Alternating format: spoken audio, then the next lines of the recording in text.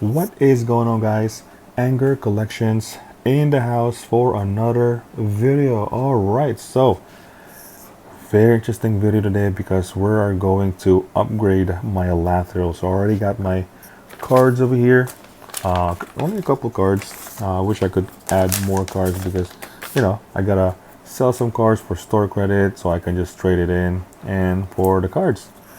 Alright, so today we are going to talk about a lot of the cards in your deck, specifically Commander, that are actually ruining your deck, specifically your strategy in your deck, man.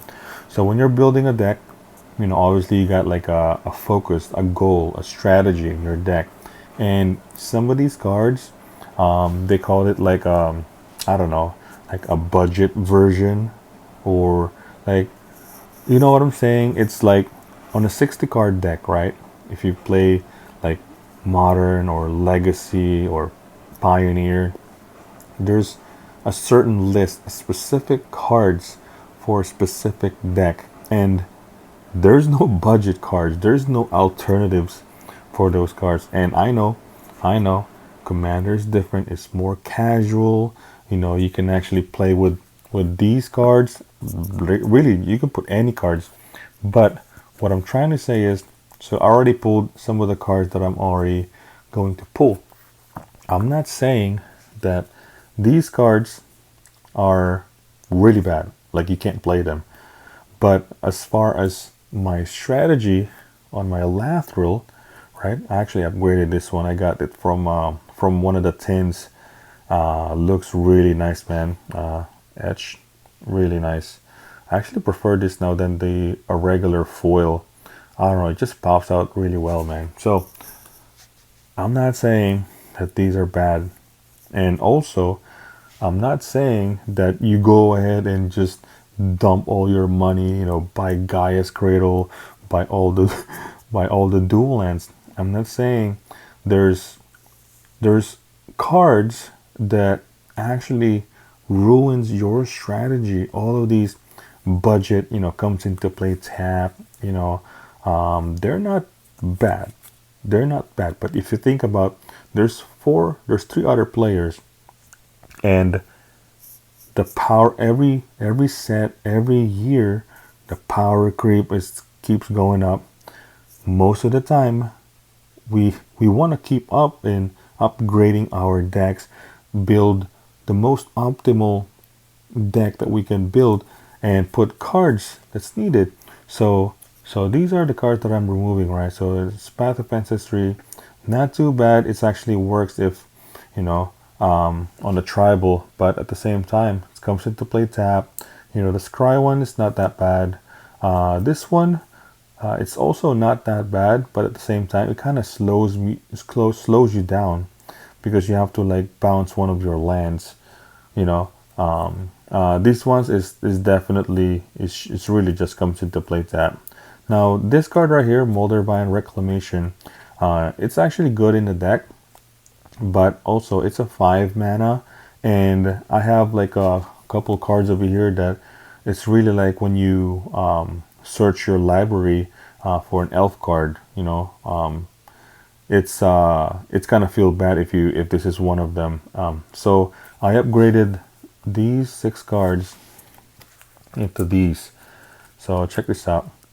Definitely, you guys already can notice. Hold on, my focus. There you go.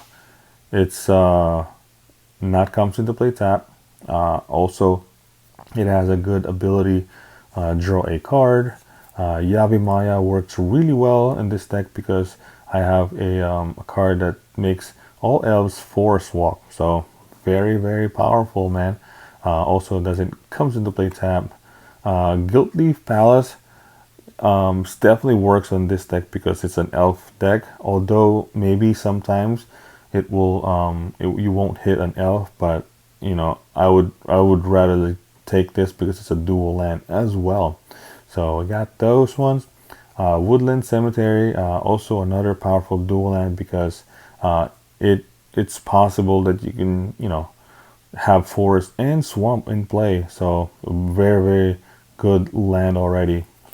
And then Undergrowth Stadium, definitely a staple for sure, because this comes into play. This is basically a bayou, like literally in Commander. So yeah, so that's that. And then I got the Tyvar over here. It's 4 mana, 1 mana less on the Moldovan Reclamation, and it also gives a lot of great abilities for my elves. So the strategy of my elf deck is obviously just go wide strategy, but adding these cards will actually make the deck more smoother. So you gotta, as you play your deck, you will notice like some of these cards are actually hurting your deck, your strategy.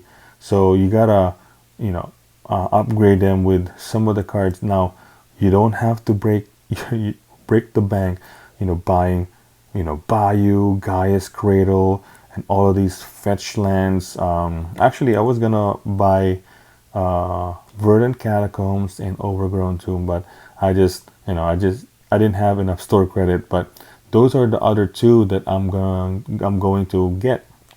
But those are the cards that I'm going to be replacing.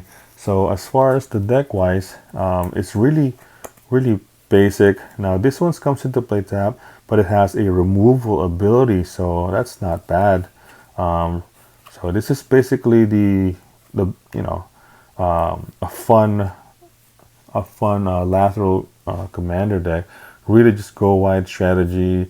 There's a lot of all of these destroy target artifact, enchantment, elves, so not bad. Casualty war, so just go wide. A lot of spells removal, so really I want to say like a pretty standard elf. See, there you go, you got that one. So this one's powerful as well. Draw a card for each creature you control for 6 mana. So Burst Lord Rangers. So like I was saying a while ago, I think this one is probably gonna be once I get Overgrown Tomb and Verdant Catacombs, I might remove this landscape over here.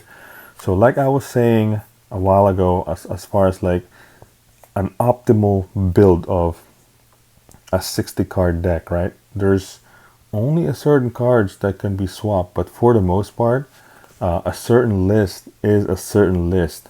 It's very specific on 60 card decks. But in Commander, it's more of like you can just put whatever cards. I know it's casual, but if you think about it, it's gonna feel bad, like especially if you're like always behind. You're not gonna enjoy, the Commander. Although it's a casual, fun game, I mean, you know what I'm saying? Don't you want to like at least be at least at the level of with other opponents? So you gotta at least upgrade, keep up. There you go. This is the Elvis Champion. Gives 4 swap. But that's all I'm saying. I think if you keep playing your deck, and you'll notice some of these cards are actually ruining your deck, and you got to replace them with at least a level up, at least. And I think for me, lands is like the very easy to remove. I mean, I could put City of Brass here and Mana Confluence as well.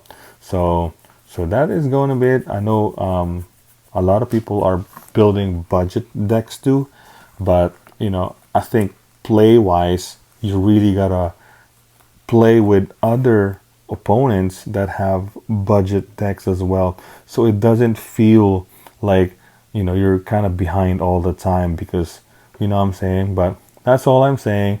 I don't know what you guys think. Let me know in the comments. Appreciate you guys hanging out, stopping by and watching these videos. If you guys enjoyed this video, please consider liking and subscribing. Hit that bell notification so you don't miss any video. And with that, anger out, boys. Peace.